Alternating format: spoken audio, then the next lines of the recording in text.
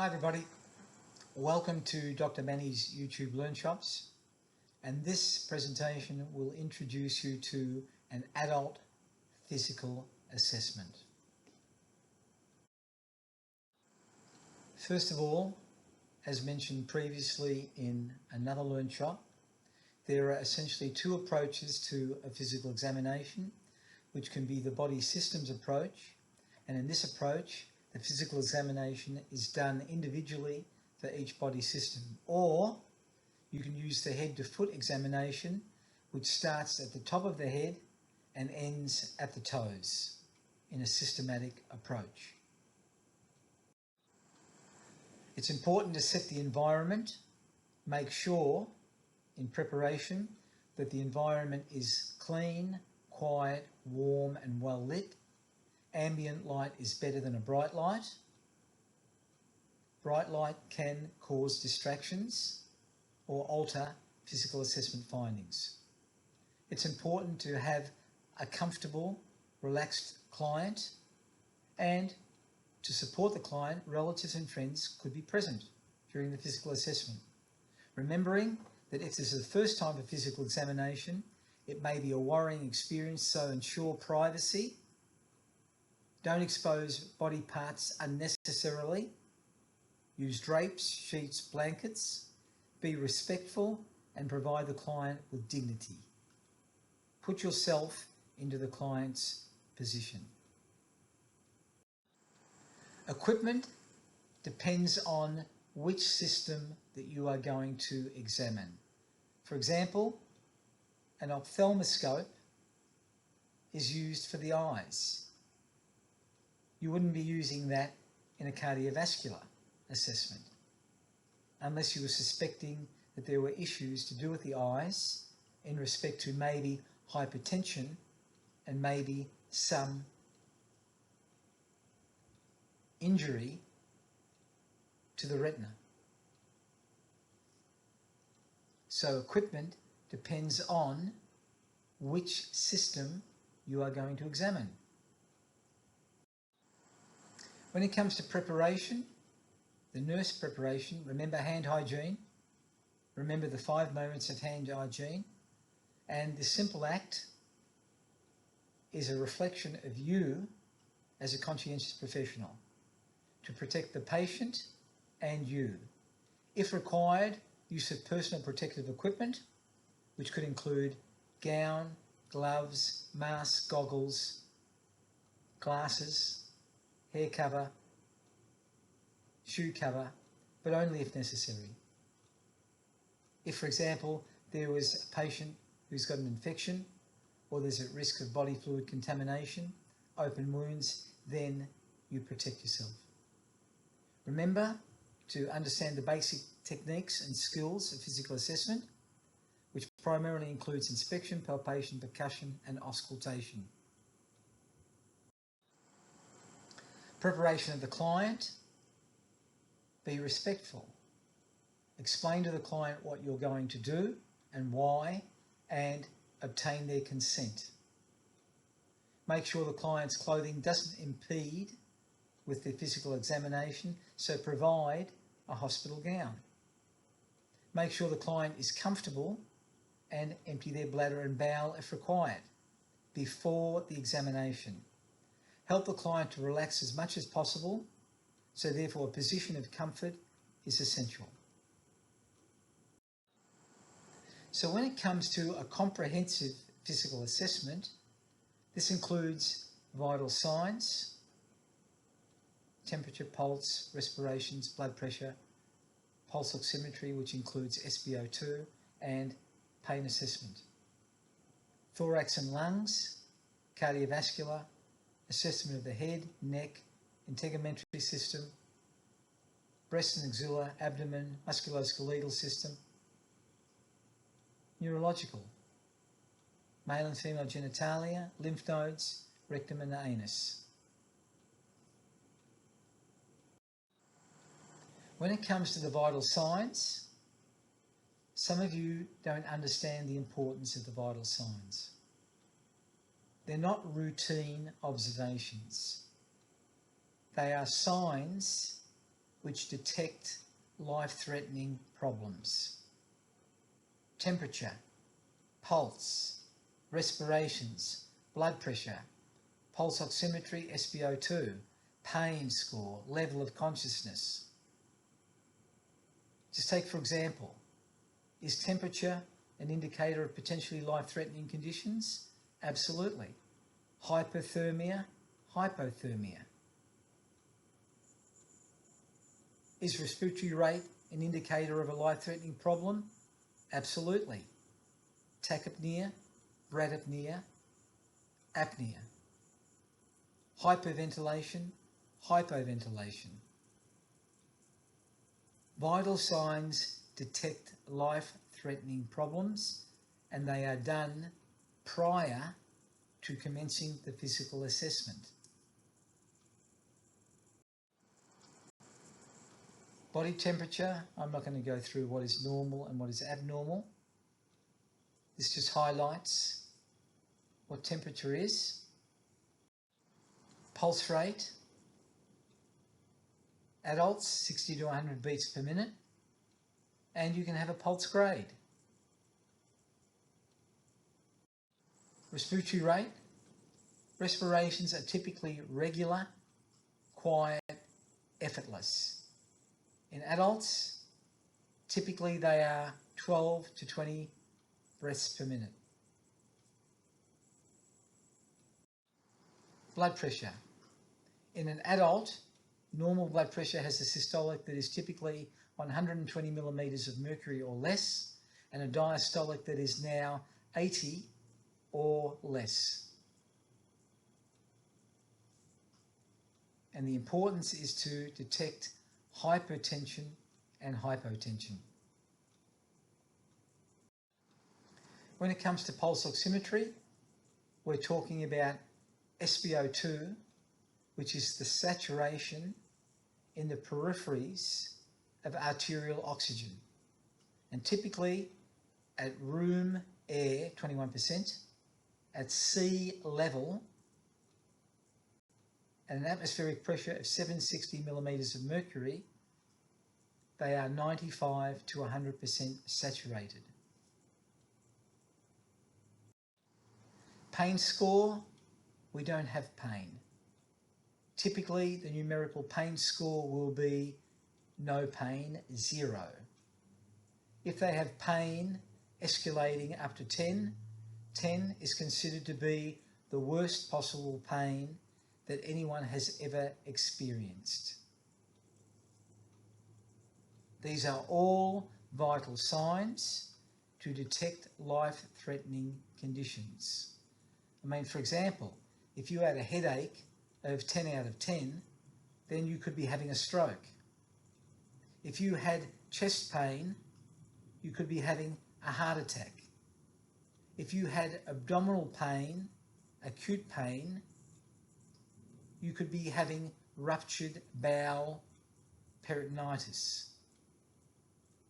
If you had chest pain to do with breathing, 10 out of 10, you could be having a pulmonary embolism.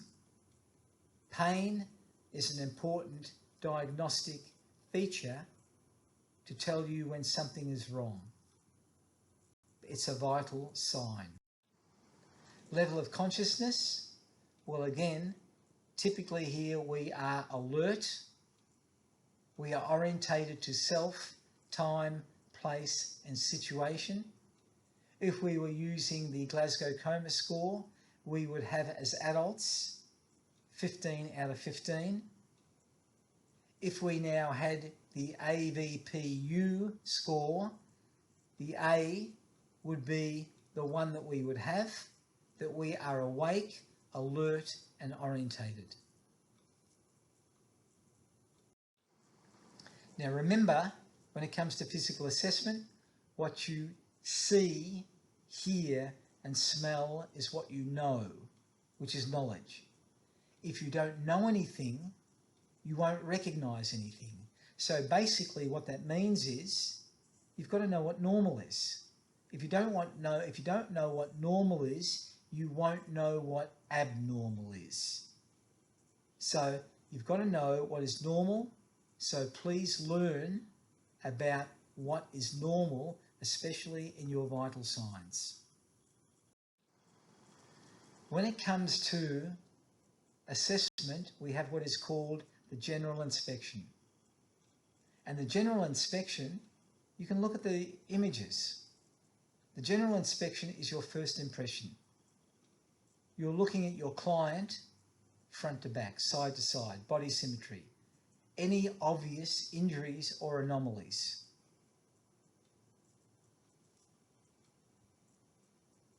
Are they good? Are they bad? If they're good, they're probably well. If they're bad, they're probably unwell. If they're good, then they're probably stable. If they're not good, they may be unstable. Facial expression, remember, 70% of physical assessment is inspection. Have a look at all the images. Which ones appear to be normal? Or what are their facial expressions telling you? Inspection is really body language evaluation. Look at body size. Body size indicates emaciated, thin, or obese, fat, or morbidly obese, obesity related to potential dying. Typically, males are 70 kilograms. Typically, females are 65 kilograms, but it depends on their height, their race, their eating habits.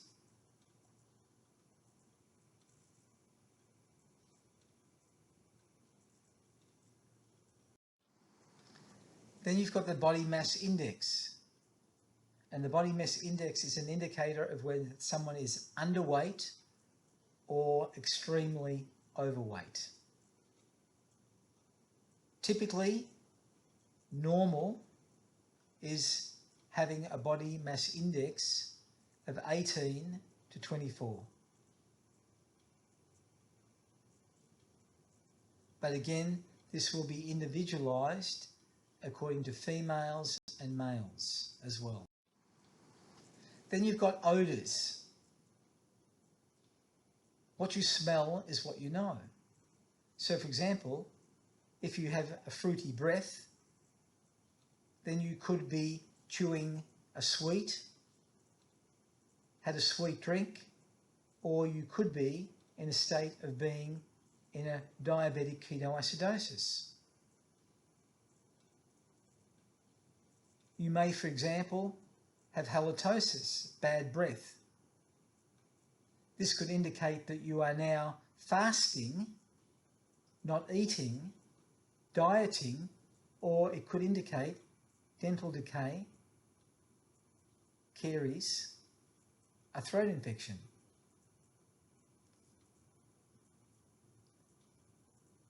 What you hear, see, and smell is what you know.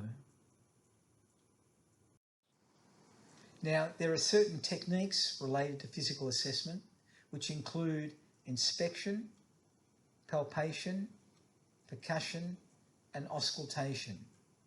That's the typical sequence. However, when performing an abdominal assessment, palpation and percussion are done after inspection and auscultation. Auscultation moves to the second position for an abdominal assessment, because if you do palpation and percussion, this can alter the bowel sounds so that when you auscultate, they may give you different information. What is inspection? Inspection is typically performed first. And this is where you use your eyes, your nose, and your ears. You look, listen, and smell. And this now allows you to assess colour, size, location, movement, texture, symmetry, odours and sounds as you assess each body system.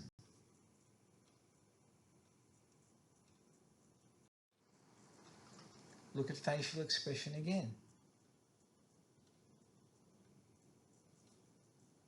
Can tell you whether someone's relaxed, angry, scared. Look at body sizes. They can all be considered normal, unless of course their body mass index is outside the normal range. Body positions. Okay. Should they be lying supine, prone? Should they have an arched back? Should they now be in a position that is considered abnormal?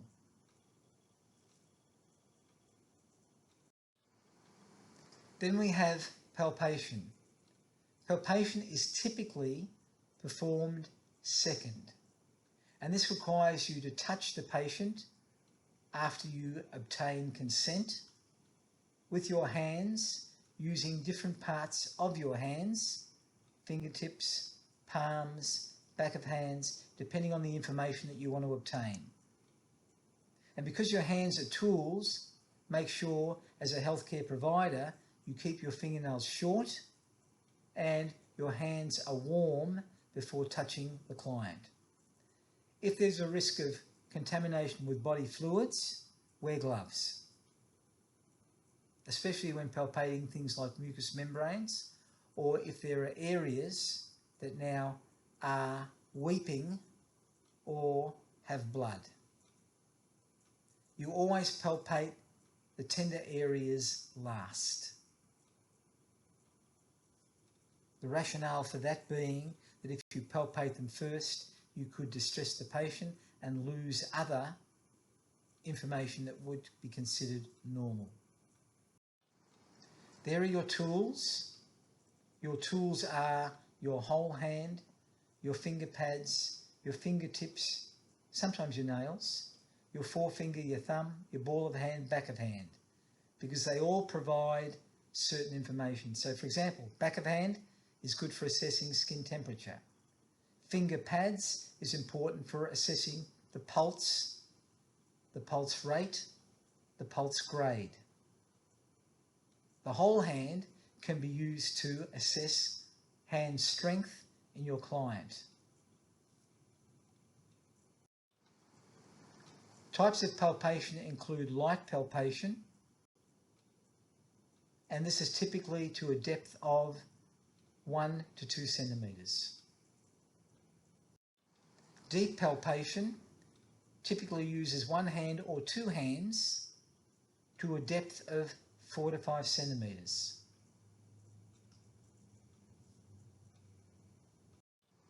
Bimanual palpation uses both hands, typically to a depth of 4 to 5 centimetres.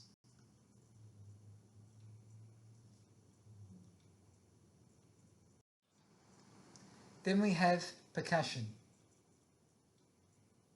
Percussion is typically performed third after palpation. And this is where you make sounds with your hands and you listen. The sounds are typically tympanic, drum-like. Resonance is hollow.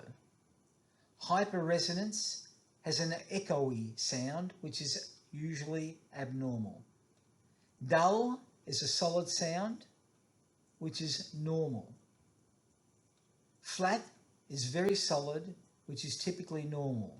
However, if you, for example, heard a dull, flat sound over the lungs, this would be abnormal.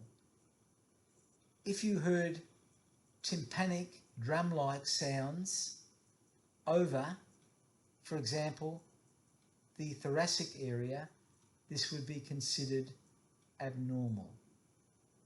So the sounds are important to understand: tympanic, drum-like, typically over the urinary bladder. Resonant, hollow, normally over the lungs, because the lungs are full of air. If the lungs were full of fluid or a tumour, then they may be dull or flat, which is abnormal. If you had resonant, hollow sounds over the abdomen, this can be abnormal or normal. If, for example, here the abdomen was full of feces, then a dull, flat sound would be normal. If it was full of air, a hollow sound or a resonant sound would be normal. But percussion is where you make sounds with your hands and listening to what those sounds are.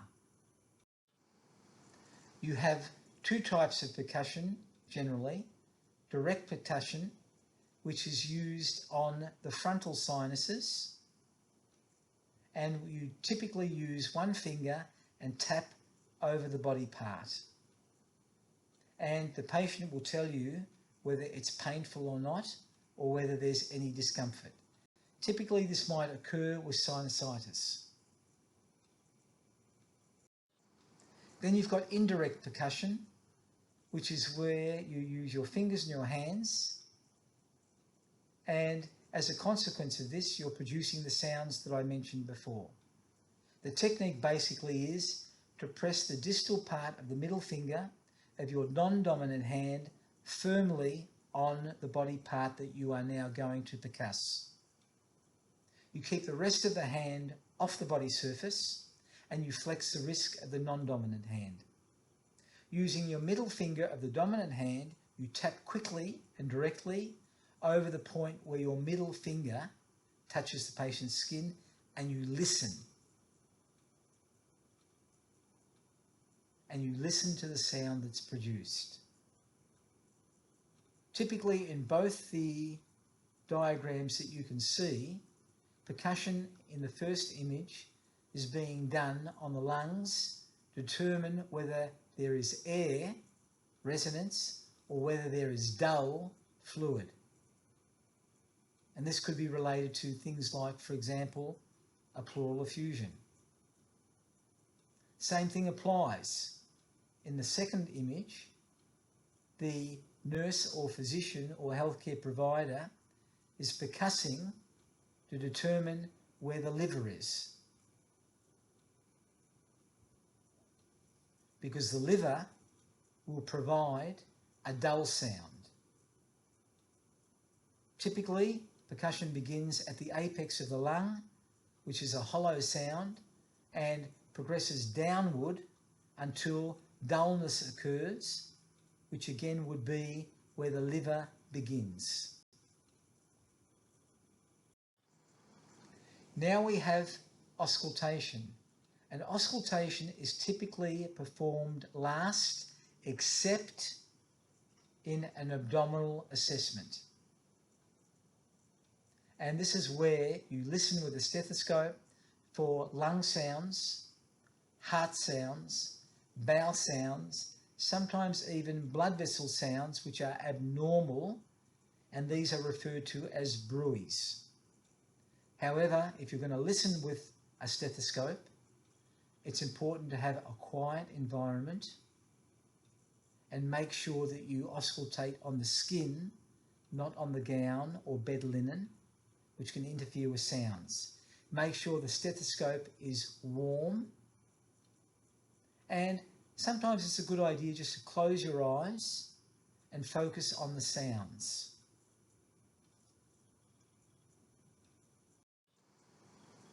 How do you auscultate? Well, typically you would use the diaphragm to pick up high-pitched sounds such as your heart sounds, first sound S1 and S2. You hold the diaphragm firmly against the patient's skin and you use just enough pressure to leave a slight ring on the skin afterward. When you use the bell is used to pick up low-pitched sounds such as the third heart sound, abnormal, S3, and the fourth heart sound, S4, which are both abnormal heart sounds. You hold the bell lightly against the patient's skin, just hard enough to form a seal. Holding the bell too firmly causes the skin to act as the diaphragm, and this will obliterate or not detect low-pitched sounds. Listen and try and identify the characteristics of one sound at a time. Lub-dub, lub-dub, lub-dub. Or vowel sounds, or lung sounds. Okay, that's the end of this presentation. Thank you again. If you feel this has been of any benefit to you, please recommend it to your colleagues. Review it again if you choose to. And subscribe so that you're notified of any other beneficial Learn Shops for you. Take care and God bless.